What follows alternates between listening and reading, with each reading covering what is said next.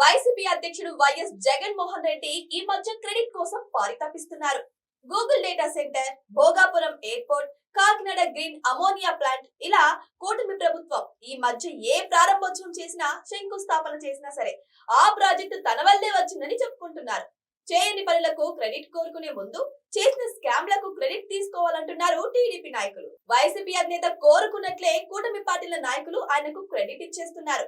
అయితే ఈ క్రెడిట్ అభివృద్ధి పనుల విషయంలో మాత్రం కాదు, భూముల రీసర్వేలో లక్షల ఎకరాల రికార్డులు తప్పుల తడకగా మార్చిన క్రెడిట్ ని జగన్ కే వదిలేశారు.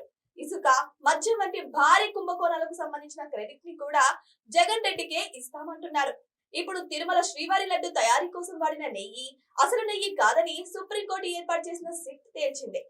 అయితే పామాయిల్ లో భయంకరమైన రసాయనాలు కలిపి తయారు చేసిన నకిలీ నెయ్యిని టీటీడీకి అంటగట్టారని స్పెషల్ ఇన్వెస్టిగేషన్ టీం అధికారులు ఆధారాలతో సహా ఛార్జ్ షీట్ దాఖలు చేశారు. నెయ్యి కల్తీ వ్యవహారంలో ఫుల్ క్రెడిట్ జగన్ టీం కే ఇచ్చేస్తున్నారు కూటమి పార్టీల నేతలు. 2020కి ముందు తిరుమల తిరుపతి దేవస్థానానికి నెయ్యి సరఫరా చేసే సంస్థలకు సొంతంగా పాలు సేకరించే సామర్థ్యం ఉండాలనే నిబంధన ఉండేది. రోజుకు 4 లక్షల లీటర్ల పాలు సేకరించే సంస్థల నుంచే టీటీడీ నెయ్యి కొనుగోలు చేసేది. కానీ 2020లో అప్పటి చైర్మన్ వైవి సుబ్బారెడ్డి నాయకత్వంలోని టీటీడీ బోర్డు ఈ రూల్ తీసేసింది. చుక్క పాలు సేకరించే సామర్థ్యం లేకపోయినా నెయ్యి సరఫరా చేయడానికి అనుమతించారు. ఈ లూప్ హోల్ ను వాడుకొని భోలేబాబా డైరీ చుక్క పాలు లేకుండానే 68 లక్షల కిలోల కెమికల్ నూనెను నెయ్యి పేరుతో టీటీడీకి అంటగట్టింది.